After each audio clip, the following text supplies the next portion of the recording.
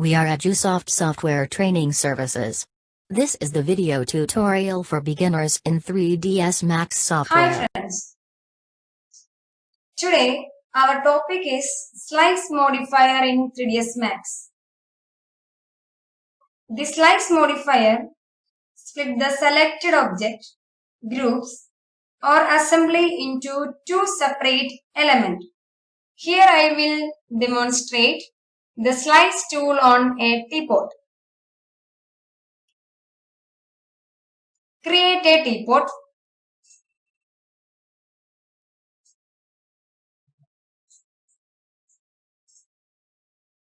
Then apply the slice modifier from the modifier list.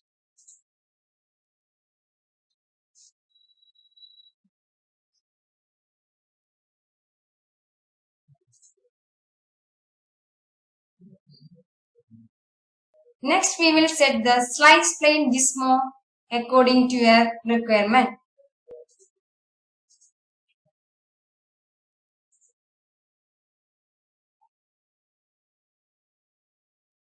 Using move and rotate tool, you can move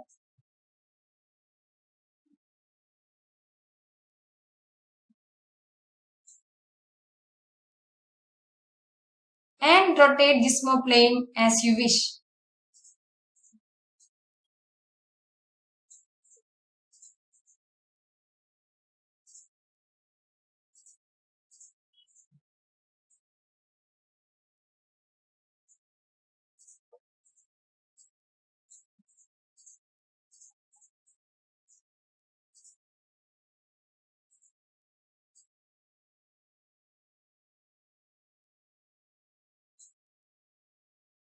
Then turn on remove top or bottom option for slicing top or bottom half of the teapot.